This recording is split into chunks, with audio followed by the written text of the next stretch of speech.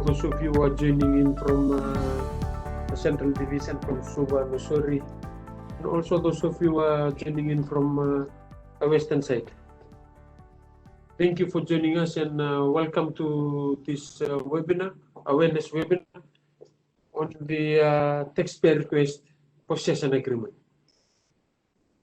I am Vilmon Nelote, your host for this webinar. We kindly request you, before we start the presentation, that you please keep your mic and camera muted so that there is minimal interference in the sound and slides that you will be receiving. The introduction is being done by me. My colleague, Mr.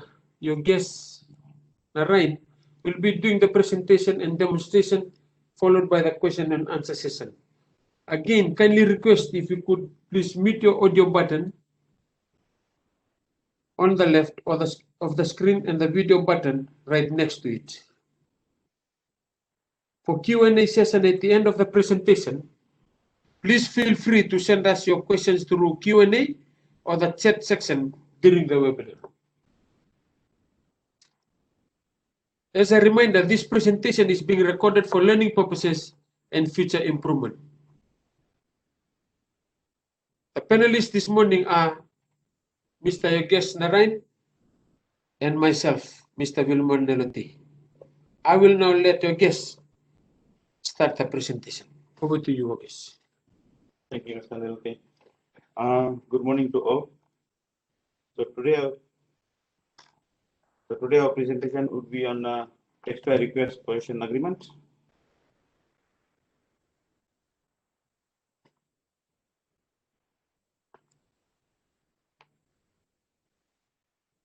The objective of this presentation is to provide an overview on possession agreement and provide live demonstration on the submission of the possession agreement. Overview of possession agreement.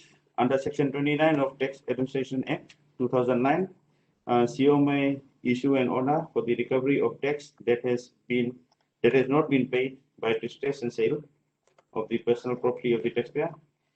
If the taxpayer does not pay the tax liability within a period determined by FRCS for perishable goods or within 10 consecutive days after the distress was executed, the property distrained may be sold by public auction or in such manner directed by a CO. The proceeds from the sale will be used to settle any outstanding debts along with the cost of taking, keeping, and selling the property, and the remainder will be paid to the taxpayer. A taxpayer subject to distress and sale order may enter in an agreement referred to as possession agreement, under which the property distrained may be allowed to remain in the custody of the taxpayer and delay the sale of the property subject to the conditions mentioned in Section 29(8) of the Tax Administration Act 2009. Important message: taxpayers will apply for the possession agreement from TPOS, that is the Taxpayer Online Service. The request for possession agreement tile will only be available to taxpayers to whom distress and sale order has been issued. We'll be demonstrating on the request for taxpayer agreement from TPOS and then downloading the acknowledgement confirmation letter.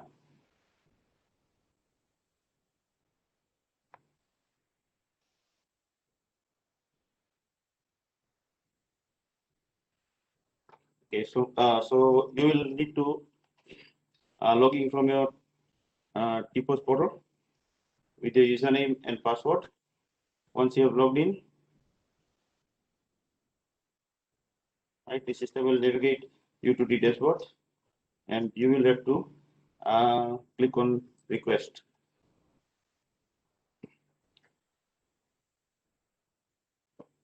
A list of requests will appear on your dashboard, and then you have to select possession agreement.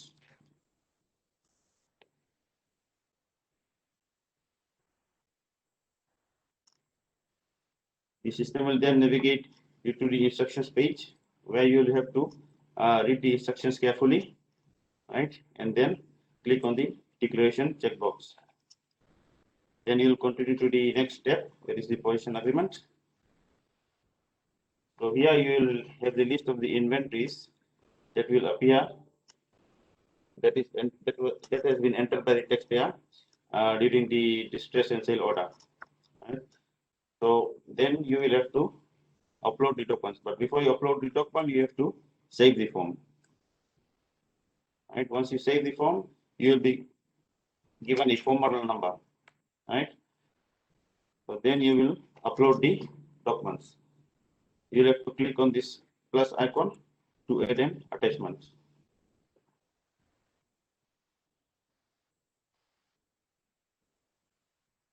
So you can upload an attachment.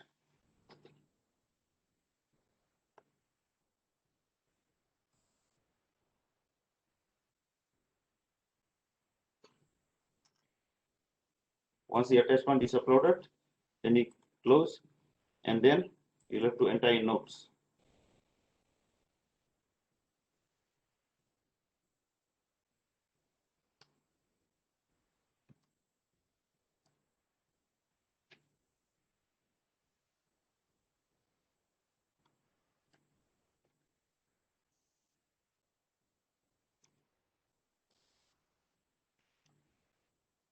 Once you have entered the note, then you'll continue to the declaration. One thing to note here is that for if you are a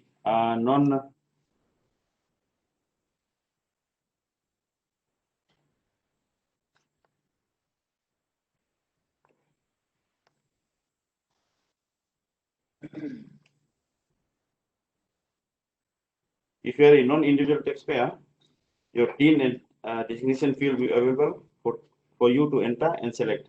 But if you are an individual taxpayer, then your TIN will be displayed automatically. Right? So you will enter the TIN.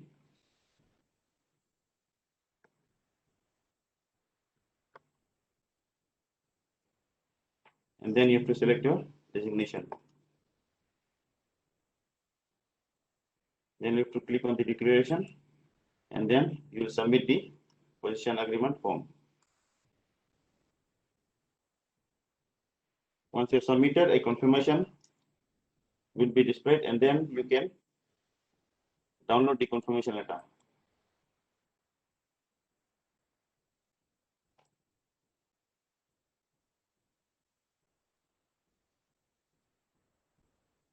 Then you can print the possession agreement letter. Remember, this letter will also be triggered to your correspondence inbox, from where you can also print this letter. Thank you.